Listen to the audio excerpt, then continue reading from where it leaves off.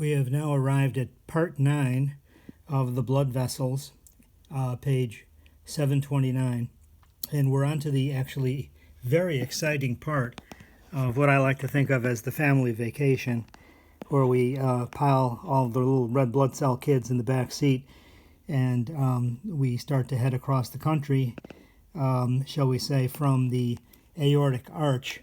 So here we are at the Aortic Arch, and as you can see, the aortic arch there is emerging from where the heart would have been, and we have a little bit of asymmetry. The artist here has attempted to create some sort of symmetry, but this is actually asymmetrical. There is something right here called a Brachiocephalic Trunk. Okay, they're not representing it well. Here we go. It's this right here. This is the Brachiocephalic Trunk, and it is a unique feature on the right side.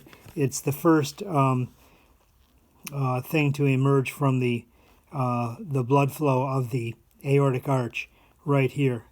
And then over on this side, we actually don't have that singularity. We have the main arteries emerging directly off of the aortic arch, the common carotid going to the neck and head and brain, and then we have the subclavian going directly to the shoulder and upper extremity. Over here, we'll get the common carotid coming out of the brachiocephalic, and we'll get the subclavian coming out of the brachiocephalic. But first, we have this asymmetry here. The asymmetry is a result of the fact that there were, how shall I say, paired aortas at an earlier stage of phylogenetic development. You know, we were once fish, we had gills, we went on to the amphibious stage, and then on to the little piglet stage. So you can actually see these things in the embryological development of a human individual. Okay, so there is a way to see this in an atlas. I have a dissection atlas right here that I would like you to take a look at to further consider the situation. Here we have then our aortic arch as indicated. So the aortic arch is named in this location. This is also, remember, the elastic portion of the anatomy. Notice that we have our major vessels coming up this way.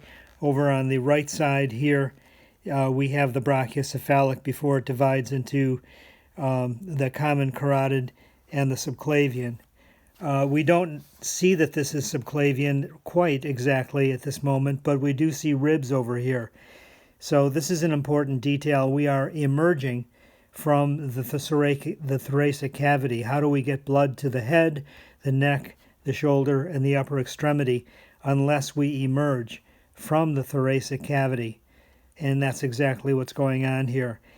This depiction is also very important because we have two muscles.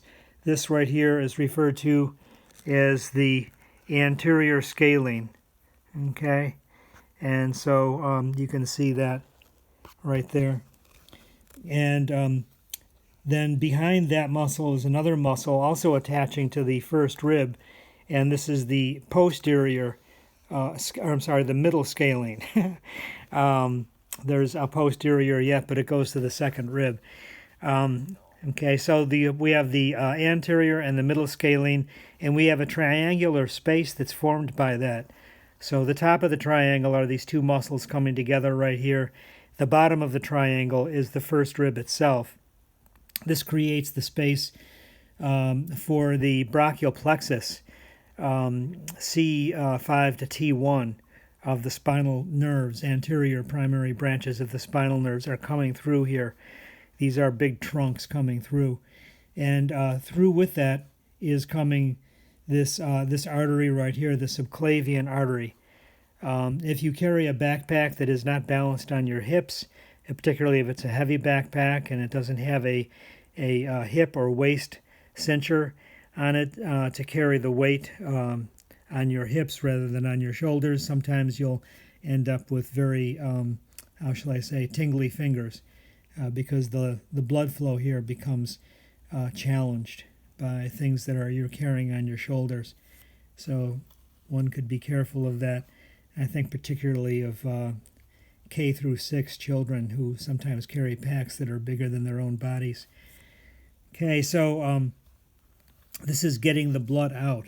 Okay, and then we'll proceed on with our little activity then. Okay, so you can see that we're emerging from the thoracic cavity, and we're making it out like this. So let's take a look at some of the details here.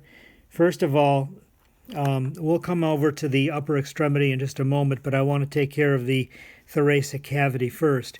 One of the things that you'll notice on the thoracic cavity is that it's a little bit hard to detect the foreshortening here, but this aortic blood vessel right here, which is descending, is right up against the back wall. So if you could see the spinal column, the vertebral column, you would see that the artery right here is right against the bodies of the vertebra. And there are branches emerging here off of the aorta. And what they're doing is that these small branches are called posterior intercostal arteries. And what they're doing is they're traveling in the subcostal groove. There's a groove at the bottom of each of these arteries on the inside of the artery. And it's carrying a neurovascular bundle, which includes a vein, artery, and a nerve. I sometimes think of that as the VANs. The official name is neurovascular bundle, but these are the posterior intercostal arteries that come this way, this way, this way, branching, and they will also go the other way to the right. They have to cross over the bodies of the vertebra, but they will also go over to the posterior wall. Here we have the anterior wall, and again the foreshortening in the artistic rendition here is not so perfect, but there is a branch coming from the subclavian. This is subclavian over here. They don't name it until we get all the way over to this area. Okay, they should have named the subclavian. Where do they name it? Perhaps this is it over here, the right subclavian, yeah. So coming off of that subclavian is this artery right here, which is the internal thoracic artery. So it goes along the anterior of just inside the thoracic cavity and just behind each of the ribs, and it gives off a branch. Okay, and these branches are referred to as anterior intercostal arteries. Okay, and they proceed again in the subcostal grooves, and they travel around, and eventually they're going to meet up with the posterior intercostals, and they'll meet up, and they will have what's called an anastomosis. Okay, an anastomosis is where two arteries of the similar size sort of flow into each other. Okay, then we're going to take a look at the subclavian. What's sort of missing here is the clavicle, except that the artist has drawn it in, but not very well. Here is a faint sort of representation of the sternum. We have the clavicle coming this way. It should be a little higher because it actually completely covers the subclavian throughout its traveling here. Once it emerges, we call it the axillary because it's in the axilla. And then we have, it ends right here with this humeral circumflex. Let's take a look at the nomenclature here. Posterior and anterior circumflex humeral artery.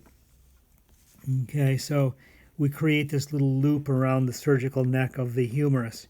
Once we get beyond that point, we have the official beginning of the brachial artery. The brachial artery comes down. There is collateral circulation. There's a deep artery. There's collateral circulation around the elbow. There is a major division to the ulnar and the radial artery, both of which contribute to two levels of arches here, the deep and the superficial palmar arch. There's tendons running in between the two arches, and then finally we are going to be having the digital arteries that flow out. They're actually on the sides of the fingers and not subject to injury if you were to grab something sharp. Okay, so that ends just this brief little episode here where we go out to visit the fingers.